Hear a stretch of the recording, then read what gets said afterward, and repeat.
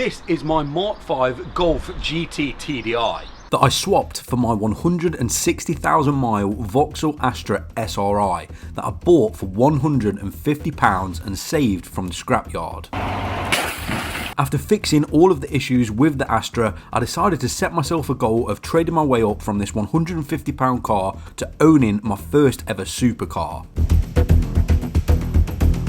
The plan is pretty simple. Start cheap, repair, fix, modify, then swap for a car worth more but with more issues. Repair and repeat. So, after announcing I was putting my Astra up for swaps, I decided to make a 3-hour drive to swap for this, a Mark V Volkswagen Golf, that on paper was worth more but was in a lot worse condition, both mechanically and visually.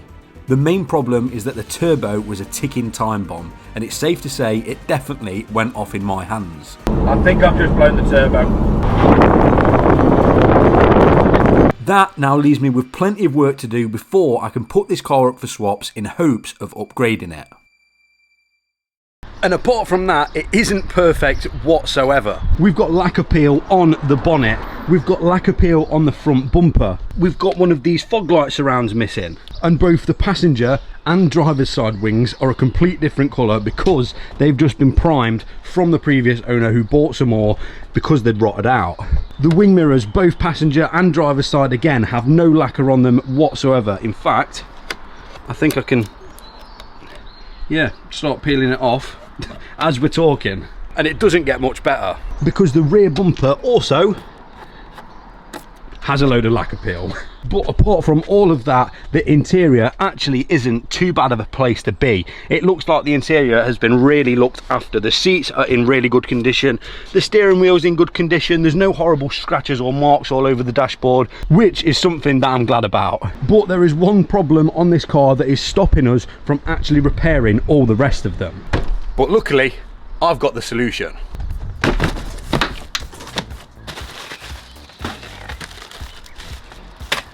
This is a turbo, the part that has failed on my Golf, and I'm hoping by replacing it with this one, it's going to be okay. The guys down at Max Peden Rods have very kindly sent this out to get the Golf back on the road. If you haven't heard of Max Peden Rods, they're a performance company that specialise in coilovers, turbochargers, con rods, suspension and much more. It even comes with a new manifold gasket, EGR gaskets and everything you'll need to do a complete turbo swap on your BKD diesel engine. So a big thank you to Max Peden Rods for sending that turbo out and helping this Golf get back on the road. I guess there's one thing left to do, and that is to get stuck in at trying to replace this turbo in hopes that when I turn this car back on, we can take it back on the road and it'll boost like it should.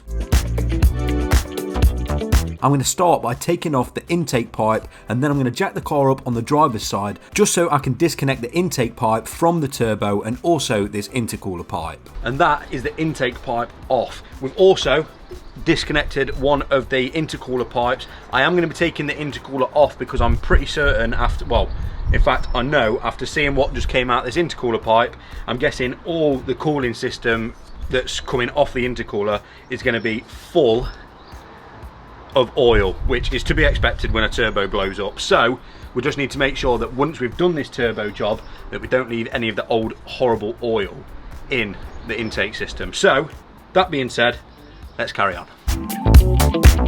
On my engine, it has an EGR, which means just above the turbo down the back of the engine, there's something called an EGR cooler, which needs to come out so we can get the turbo up and out of the engine bay. So I'm going to unbolt it from the engine and also disconnect all the coolant hoses going to that EGR cooler.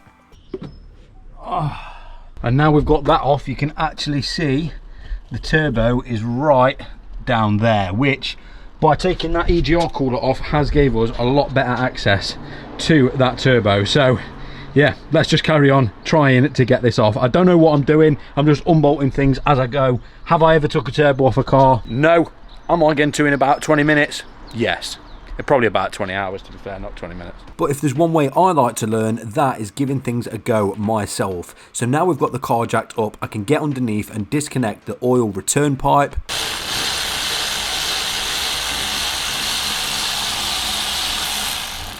Then I can unbolt the downpipe from the actual turbo. Now that's all off, I can come back up into the engine bay and start unbolting the manifold bolts. These hold the turbo to the actual engine, which means when these are loose, it will mean the turbo should be ready to come out. A little trick that I've learned from Tashan at T Servicing, shout out to him, is you can actually take these out at the top. So you don't have to mess around on your back trying to get the drive shaft out and get the turbo out and stuff like that. So we're going to jack the car up. I'm going to show you exactly what he means. So what I'm going to do is get back underneath the car and undo these two bolts holding in something called the dog bone mount. This is going to allow the engine to rock back and forth, giving me just enough room to pull the turbo out of the top. Which should mean, now I've undone that, this engine should rock back and forth enough to get this turbo out the top. I'm hoping. I've got to do a bit of wrestling first. And even with undoing the dog bone mount, I think I really underestimated how tight and how tough it would be to take this turbo out from the top. If you're doing this job yourself, I'd highly recommend disconnecting the battery and removing it, just so you can take the turbo out on that right hand side of the engine where the battery used to be. It makes it way easier, but even so, I was probably wrestling this turbo for about half an hour just to try and break it free, but eventually it did.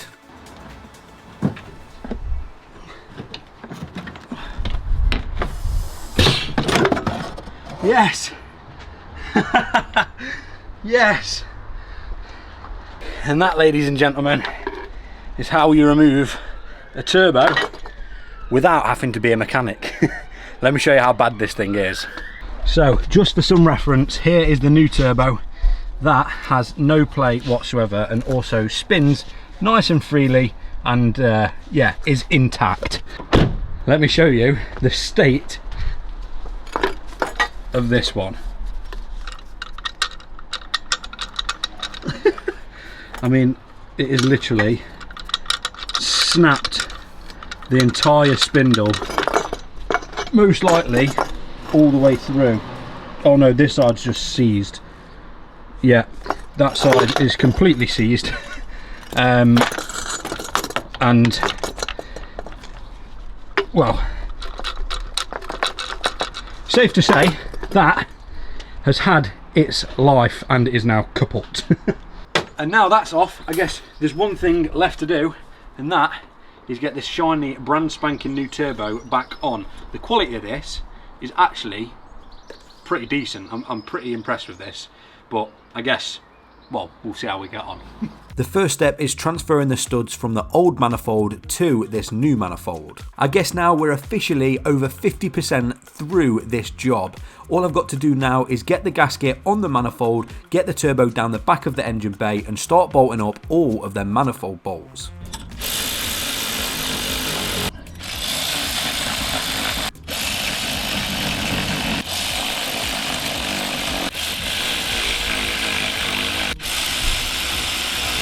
Now I can go under the car and get the downpipe gasket in place and then fit the clamp to make sure it's all secure. And shortly after, I ran into my first problem while doing this turbo swap. And to make things even worse, it started raining, so I had to pack away and pick this job up another day.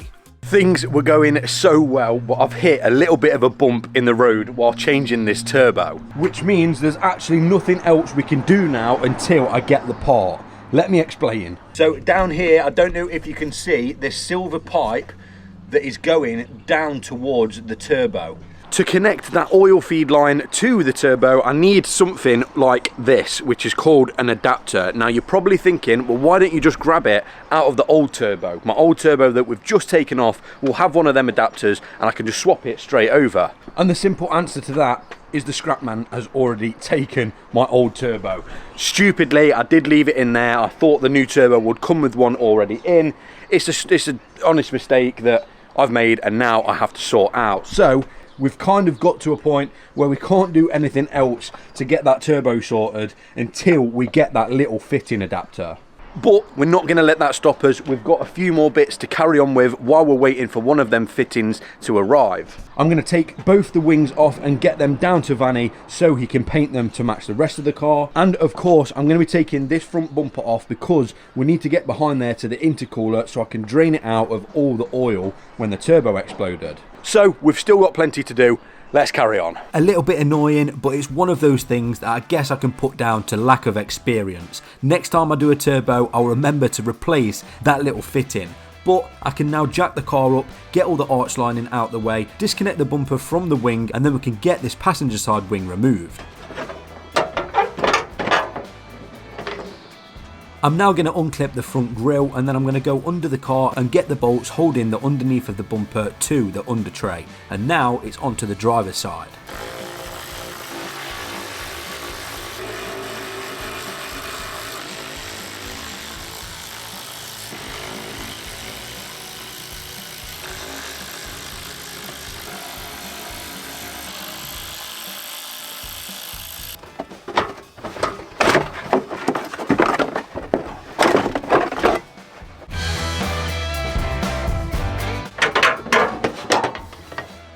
And once that driver's side wing's off, I can now unbolt the bumper. And that is both the wings off. They're ready to go and see Vanny, who's going to hopefully get them done by Friday so they can go back on the car. Now, you're probably thinking, why am I not going to take the bumper to him so he can do this at the same time? And the short answer to that is I've got a plan for the front end of this car, but you're going to have to wait till a bit later on in the video so I can show you what I mean. For now, we're pretty much at a dead end with the Golf. Everything that needs to be done now and can be done is in the hands of other people, and we've still got to try and find one of these adapters for the turbo kind of feed thing. But to make use of time, I might try and see if I can try and sand these headlights or try and teak up them just to see if I can bring them a little bit back to life. You never know, it might work, it might not. Welcome to Do It Yourself with J3. These are my headlights, and these don't look very good, do they? So I'm going to try and do them on the driveway. They're not going to be perfect, but it's the trying that matters. So we've got some Auto Glim super resin polish, and we've got a microfiber from Amazon, and we're going to try and restore this headlight. Whether it's going to work or not, I don't know. Probably not, but it's worth a try. So let's crack on. Right.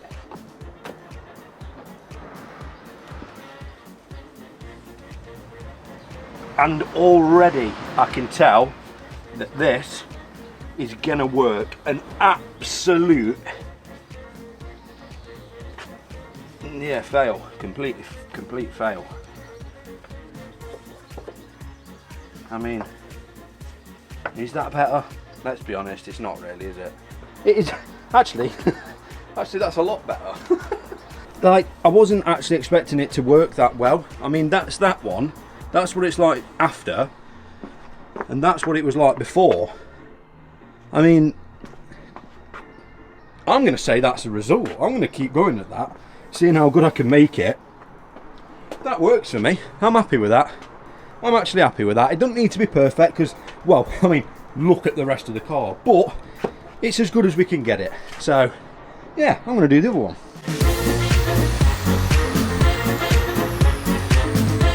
Do you know what? I'm actually quite happy with them. Are they perfect? No. Are they much better than they were? Yes. And that is all we're aiming for with this car, especially doing everything on the driveway. So I'm going to drop these wings down to Vanny so he can get them painted to match the rest of the car. And now it's time for me to get online and try and find one of these little turbo oil feed adapters as soon as possible. And thanks to one of you guys, I actually got my hands on one. We have been properly bailed out of the dirt this time. A massive thank you to Liam Robert for actually sorting this out. We have finally got our hands on one of them little adapters that goes into the turbo and allows you to screw on the oil feed. Thank God we can get this back together and hopefully have this car actually running today. It won't be back yet. It won't be like drivable yet because we've got no wings and no bumper at the minute, but this car should actually run today. Let's get it on. So now we've got a bit of time before the wings get back and we can get this car back together. So I'm going to crack on at getting this turbo job complete. And after I bolted the oil feed in, I can now start fitting the EGR cooler and all the coolant hoses that go to it. And now that EGR cooler's on, it is on to these vacuum hoses. Now I am not exactly sure which kind of orientation these go. Luckily, Volkswagen have numbered them at the top here. 1, 2, 3, 6. Obviously, the ones that we haven't unplugged are all okay. I don't need to worry about them, but we've got ones that I have unplugged, and if I'm honest, I can't actually remember exactly where they go. And I'm going to assume that if I plug the wrong one into the turbo, it could overboost it as soon as I turn the car on, and most likely just blow the turbo completely up, and then we're just gonna have to start from square one. So, I could really do with getting these correct. But luckily for me, Tashan has pulled through once again with a diagram for a BKD engine of where these exactly should be going. So we can follow this and get these plugged in to the correct ones. This one is pretty obvious. I'm going to assume that this just goes to the bottom of the turbo, with it being the longest and having that kind of little 180 bend in it. This is number 6. Let's just double check our theory. So if we zoom in here, number 6 is the one at the top. That goes all the way, and as you can see, it goes down at the back of the engine, down towards the turbo. So we'll put that one down there, out the way, and we know that that is all good. I'm assuming this one is going to be the one for the EGR, so if we follow that up, that is number 3. So if we find number 3 on here, that goes down towards the back where the EGR cooler is. So that only leaves us with one more. Let me just try and get this one plugged in as we are. Where is it? It's going to be down between the cooler and then on there. Okay, good. And then this one, I'm obviously it's going to be for there, but let's just double check it. Number 4 goes to the intake box, just like that. Now all we've got to do is plug this one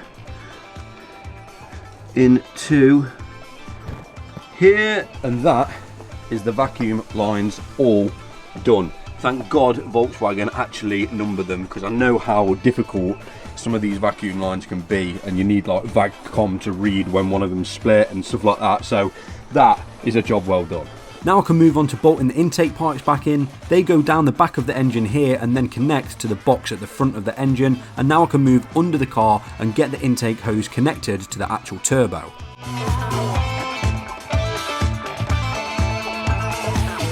We are on to, well, I'd say the final steps of actually being able to turn this car on for the first time.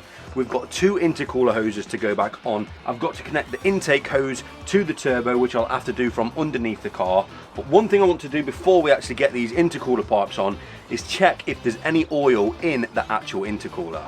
To get the intercooler off on one of these cars, they have this kind of front end rad pack. Everything is kind of all in one, including the intercooler. So to get the intercooler off, I've got to take this whole front end off as kind of one, which if I can avoid, I really do want to, but I guess if the intercooler is full of oil, then there's nothing else I can do. I need to empty it some way or another.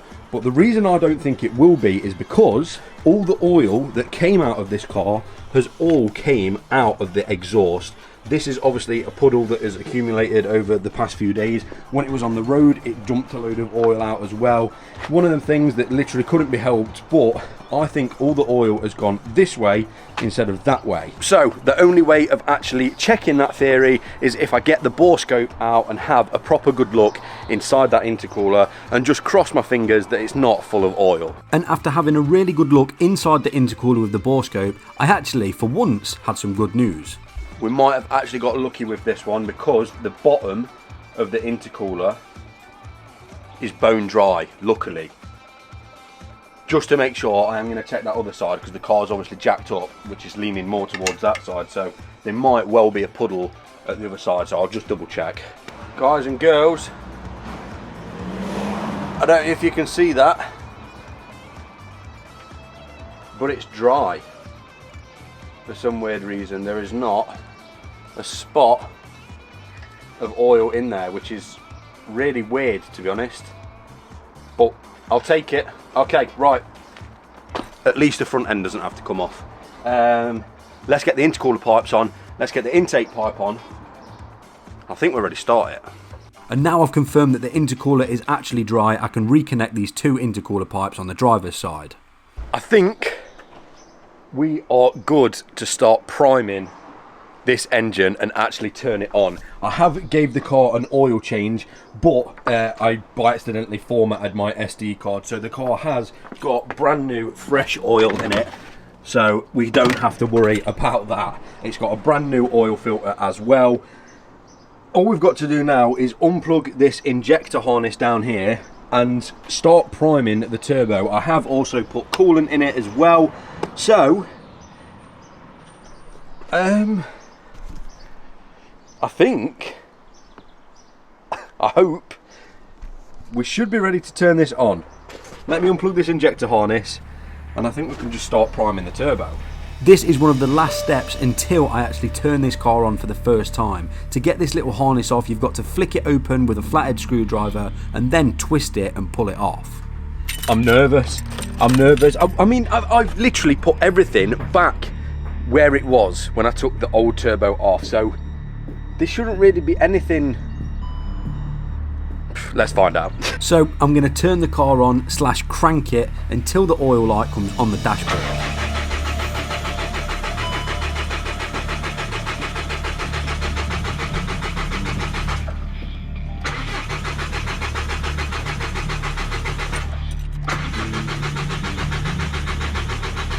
I then got the oil pressure light on the dashboard, and it's now time to see if this car is actually going to fire up, which I think it will.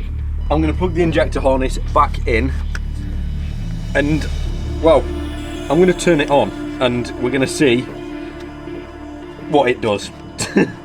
If I can get this back in place, which we can, twist this back on. This is the moment of truth. I've primed the turbo, I've primed it until the oil pressure light came on the dashboard, and then primed it a little bit more after that, so the turbo should be now full of oil. It doesn't look like it's leaking anywhere. The injector harness is plugged back in, there's coolant in it, the intake hose is back on, the turbo's bolted up. Shall I turn it on? Do it. I'm just trying to think if I forgot anything. Intake hoses are on. Do you know what, I'm just going to do it. What? In all fairness, if it goes wrong, this car has only cost me 150 quid. Oh, what if it overboosts and blows up? What if it could run away? Are we ready? Yeah.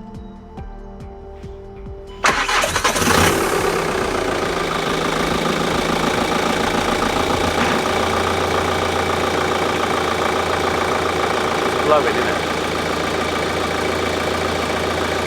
It turns on. That's a good thing. I'm going to let it sit and it's blowing from somewhere. Can you hear like a... I'm going to rev it a tiny bit. Oh, we've got an engine light that says defective. That's great. Coming from down the back, like down where the turbo is.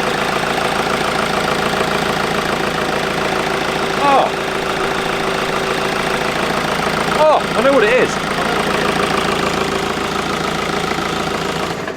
Well, it turns on. I think I know what that leaking is. I've got 2 bolts left here, and that is gonna 100% be one of the. Oh, I've put the intake pipe back on. I might not be able to get. I think it's one of the, like that weird S bend pipe to the EGR. In fact, let me get my phone out and I'll check. Well, I'm hoping. Oh yeah, the bolts aren't on, look.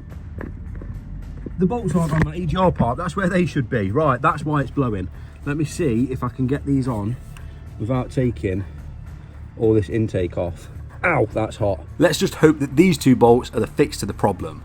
Okay, that's back in, and now I can actually turn it on, leave it for about 10-15 minutes, just to let all the oil circulate around the turbo. This should sound way better now I've plugged that back in. That is exactly, I think, how it sounded before I replaced the turbo. We have got a engine light on the dashboard, so I think I'm just going to get the diagnostics out and see what that is actually saying, because Hopefully it's not a different problem to what we had before. I'm hoping that's the same problem to do with the boost, which it should be, and I can just clear that and hope that that's gone away. Let me just get the diagnostics out. So I'm going to get the diagnostics plugged in and run this car through a scan. These are the fault codes that we got, which makes sense because we unplugged that injector harness and then started cranking the car. I think that the rest of these have just been triggered from doing that, so I'm just going to clear them and make sure that they don't come back. Well, the Golf is back alive. Whether it boosts or not, we won't know until I drive it. But for now, it's alive. I'm going to call that a success. I don't know whether it actually works or not yet, but the car turns on, and for now we haven't got any warning lights on the dashboard for anything turbo related. And a bonus, it hasn't blown up yet. So I think I can say we've officially changed that turbo with, well, with some sort of succession. It hasn't blown up, so I'm going to call that a success for now. The only way I'm going to find out if it has actually worked how it should is if we get this car back together. I've got a new front end going on it, but before we get that on, we need the wings, and in typical Vanny fashion, he's managed to finish them in literally 24 hours. So I'm going to head there now, grab them, and we can start putting this car back together. So I headed down to Long Eaton to see my mate Vanny, who has absolutely smashed these wings out of the park in as little as 24 hours. What a legend. These look literally like they've just come out the factory. You know where to go if you need any paintwork done. Let's get these installed. Oh, Vanny, mate, you're gonna kill me. I think I've gave him the wrong paint code. Oh, mate. Oh, no. Damn, I think I've given good old Vanny the wrong paint code. That one is on me. I actually gave him some paint with the wings that actually came with the car. Yeah, that's definitely not the right colour. We're going to have to get that sorted at a later date. At least there's some sort of, well, red. Yeah, I'm sorry, Vanny. That one's on me, mate.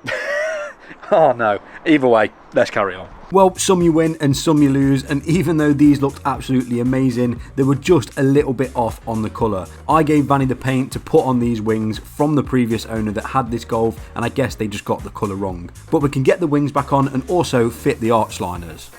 Well, step by step, this car is starting to look like a car again and not a project that's just been abandoned on the driveway. All the arch liners are back in. I've actually really enjoyed working on this. I know I've said my things about German cars in the past, but this specific car, everything so far has gone to plan with it. I've not had to deal with any rounded bolts. It's actually been really nice to work on.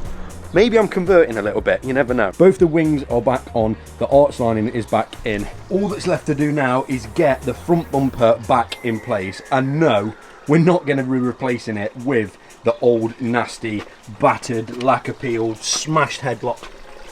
Ow, that hurt. I've just done that right on. Smashed headlight, old, horrible bumper. What we're going to be putting on instead is this Mark V GTI front bumper that's actually already in red. Liam, again, the guy that we got the turbo fitting from, actually just gave me this. He said it's been sat at his unit for ages and, well, it'd make perfect sense to throw it on my car. So massive thank you to Liam. It's already painted. It's not the best condition, but how can you complain when something is free? This is the last step of getting this Golf back together.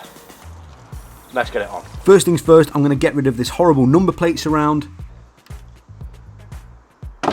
And then I can start installing this GTI bumper, which I must say it does look 1,000 times better than the one that came with this car. The bumper actually lined up really well with these wings and also with the headlights. And now the front end is looking amazing. All that leaves me to do now is the last job, which is get the wheels back on and drop this car on the floor.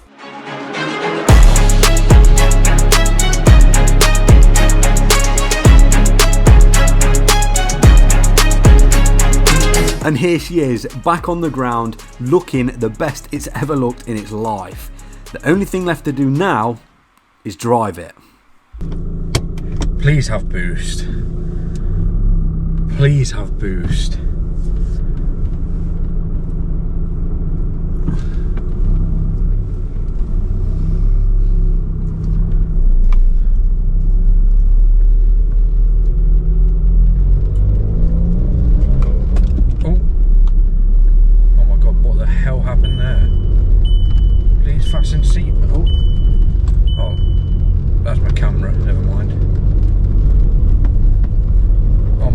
misfiring like anything.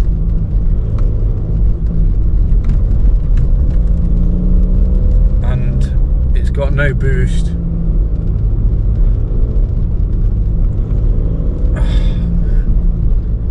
There's literally no boost, and it like keeps jolting, and it's starting to smoke again. I don't know if the smoke I'm not going to worry too much about, because that could easily be from the old turbo. Oh, it's smoking loads. Oh my god, I think the turbo's just blown.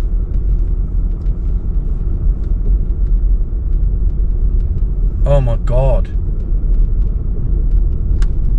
I'm not even joking, I think the turbo's just gone again. What did I do wrong? I don't get what I've done wrong. There's smoke coming out the back, but that could well just be the oil burning off from the old turbo. We've got no engine lights on the dashboard, but there's literally no boost.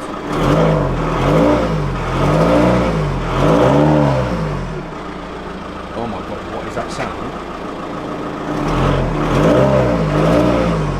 Oh my days, what is that sound?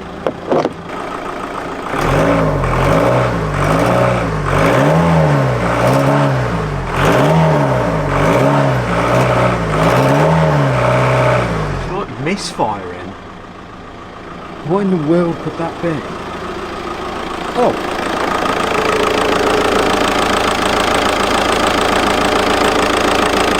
Could it be because of that? Oh my god, it literally might just be the intake. 1 second. Right, that's that intake back in place. Let me see if it's still making that horrible noise.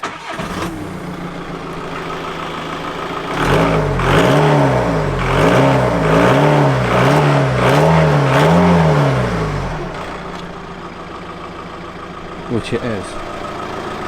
I don't know it, I've got no engine lights on the dashboard. But then also no boost. Let me just take it up the road one more time and just see if that has. Let's shut the bonnet.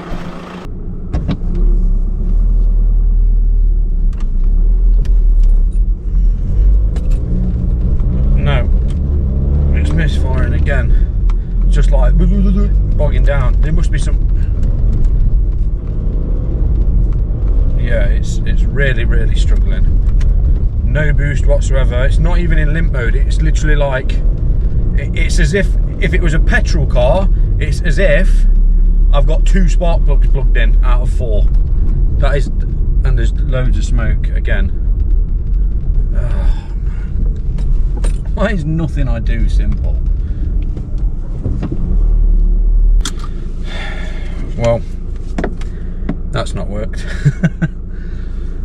That's not worked at all. There's even more smoke than there was before.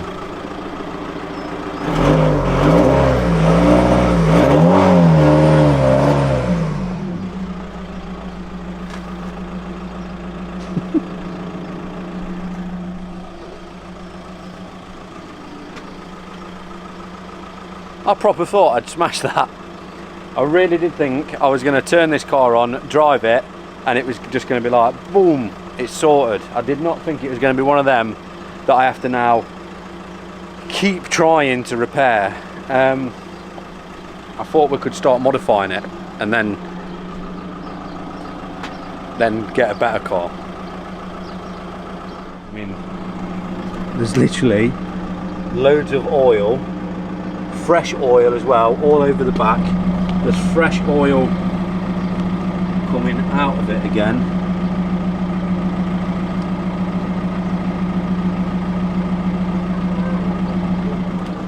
I don't know. I wonder if there's anything obvious under here.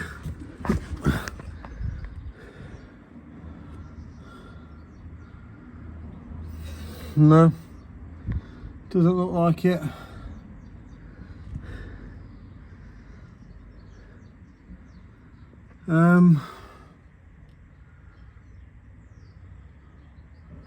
I really don't know. Like, I actually don't have a clue what to even say. Like, it's just not got no boost. It literally, I started putting my foot down in first gear and the turbo came in, put it into second gear because I didn't want to like boost it all the way. Put it into second gear, then I was going to just let it like the boost ease in a little bit, and as it eased in, it just stopped, and it's not made any boost or had boost since. I guess this is going to be one of them videos which I really did not want it to be, because I feel like that's all my channel is at the minute, is just repairs. I actually want to start modifying and I want to straight pipe it. We've already done the GTI front end. It's looking really good for itself compared to what it was. I want to straight pipe it, I want to map it, I want to put an intake on it. I want to do some really cool bits to it and then trade it up for something else that's cool that we can repair, and then do some great like modifications on again. But it's just become one of them cars now. I mean, it might be something simple, but I owe you guys a video on this car, so I'm going to get it up today. If any of you can suggest why or what is wrong in the comments, then let me know. Thank you so much for watching. I will see you guys in the next one. Peace. You wear a hat they call dad. Me, I'm the dad in a hat. You just like clubbing and clothes. Me, I like afternoon naps. 3 I be missed for the road. My oldest like counting racks. My middle one, she's in a dirt bike. My youngest is just like a mama. The mama loves me and